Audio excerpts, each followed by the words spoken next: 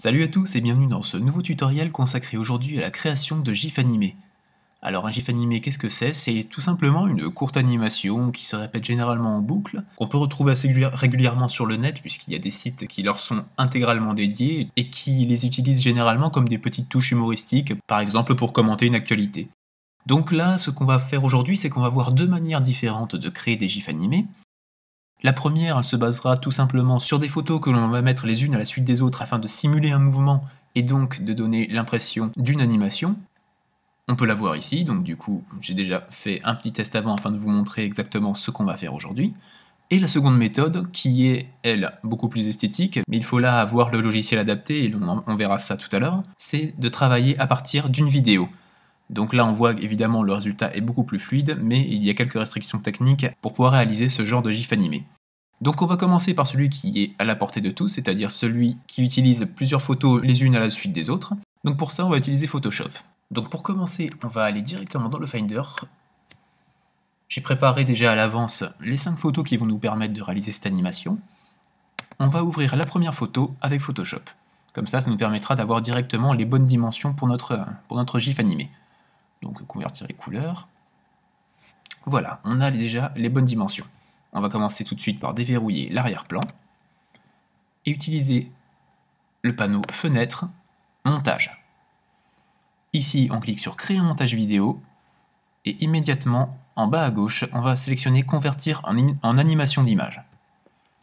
Voilà, déjà, on a quelque chose qui devrait un petit peu parler aux personnes qui ont déjà fait de la vidéo, c'est-à-dire qu'on voit une petite vignette que l'on peut dupliquer à volonté.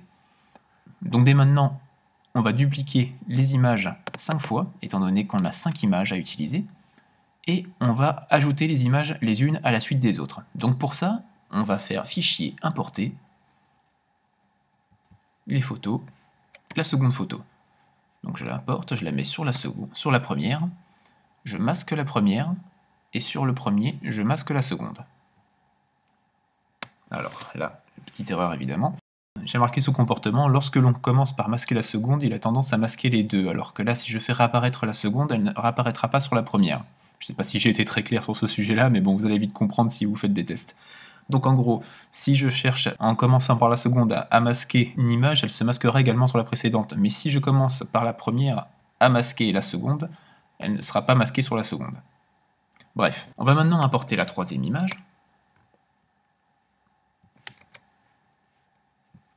Tant qu'à faire, on va toutes les importer ensemble, comme ça nous évitera d'avoir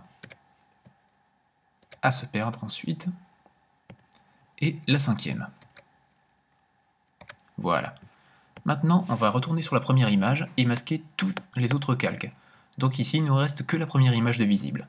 Sur la seconde vignette, on va faire la même chose. Bon, bah, c'est déjà fait, c'est parfait.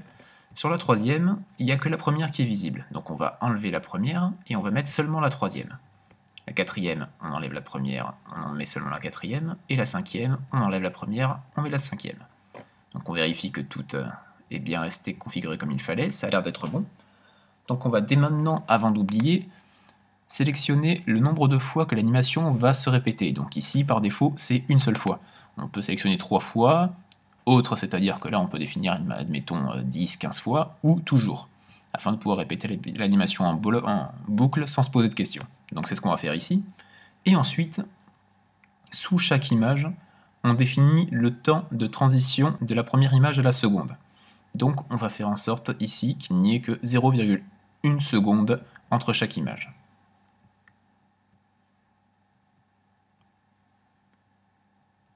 Voilà. Et maintenant, on va faire un test.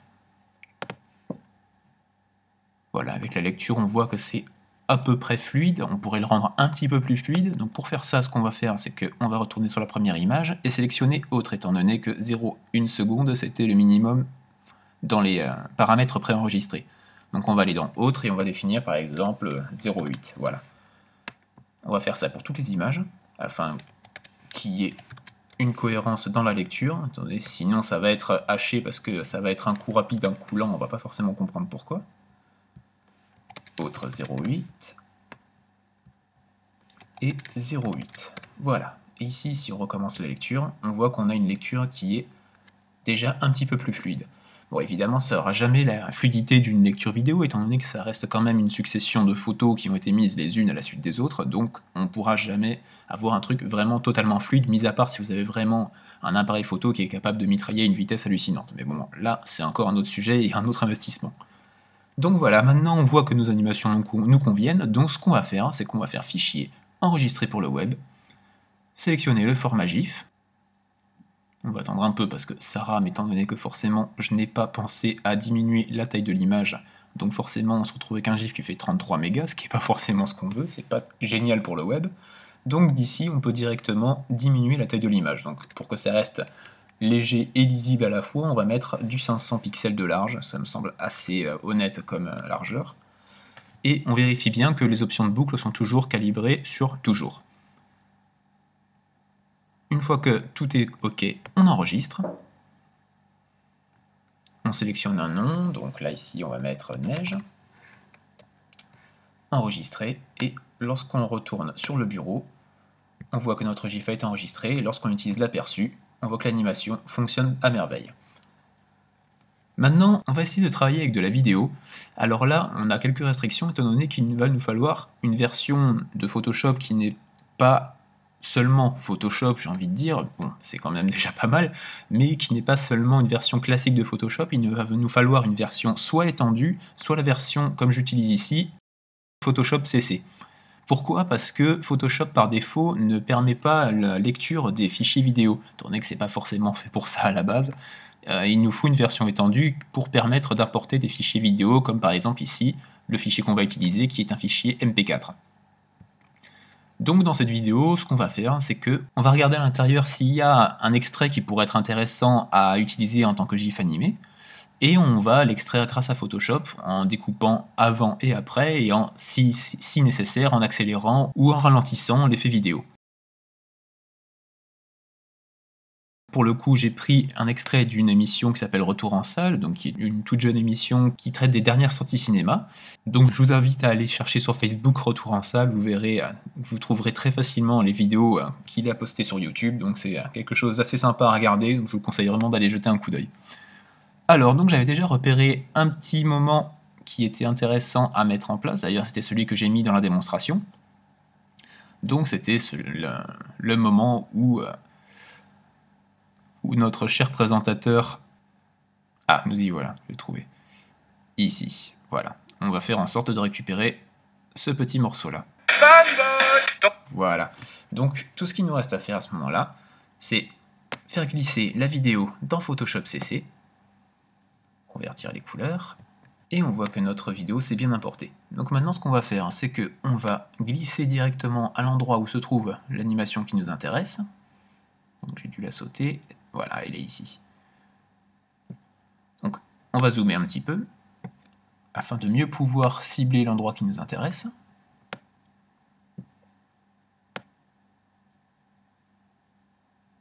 Voilà. On coupe, on sélectionne le début qui ne nous intéresse pas, on le supprime. On retourne tout au début, et on va jusqu'à la fin de l'animation.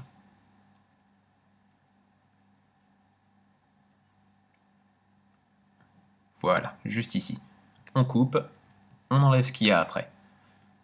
À partir de là, tout ce qu'il nous reste à faire, c'est de regarder si la vitesse nous convient et si la durée nous convient. Donc on va pouvoir tout de suite regarder l'animation. Étant donné que c'est de la vidéo, généralement on n'a pas forcément besoin par défaut de toucher la vitesse, mais bon, suivant la longueur de l'animation et suivant l'effet que l'on veut donner évidemment, on peut ou pas accélérer une vidéo.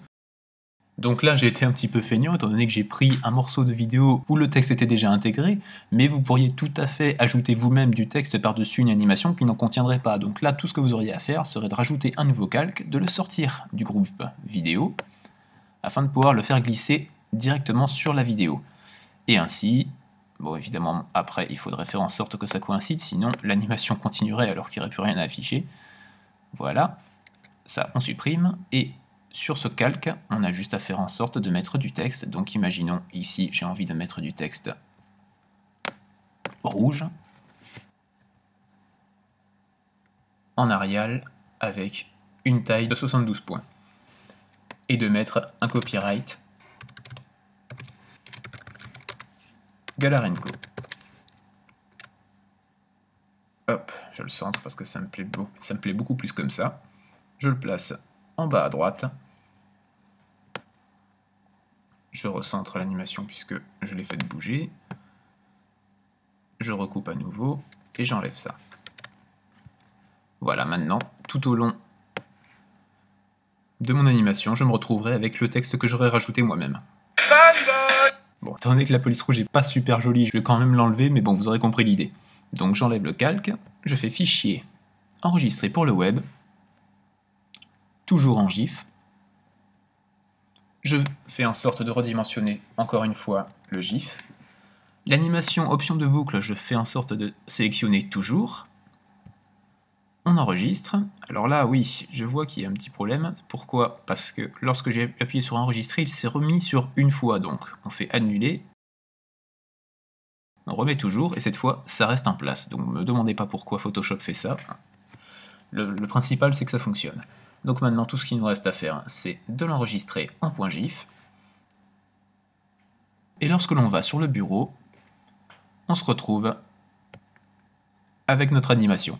Donc voilà, vous avez vu que même à la limite, c'était plus simple de créer une animation issue d'une vidéo qu'une celle issue d'une photo, étant donné qu'il y a juste des découpages à faire, c'est pas vraiment très compliqué, mais il y a quand même la contrainte technique d'avoir une version de Photoshop qui soit capable de lire la vidéo. Sinon, vous pouvez toujours vous rabattre sur des animations qui, elles, dépendent d'une photo, et là aussi on pourrait dire que ça dépend également d'une contrainte technique, puisque si vous avez un super appareil photo qui est capable de faire des prises de vue de taré, bah effectivement vous pourrez faire comme si c'était une vidéo, mais là vous vous donneriez beaucoup de mal quand même. Voilà, j'espère que ce tutoriel vous a plu et que vous aurez bien compris comment créer votre propre GIF animé, et si vous avez des problèmes ou des questions, n'hésitez pas à les poster dans les commentaires.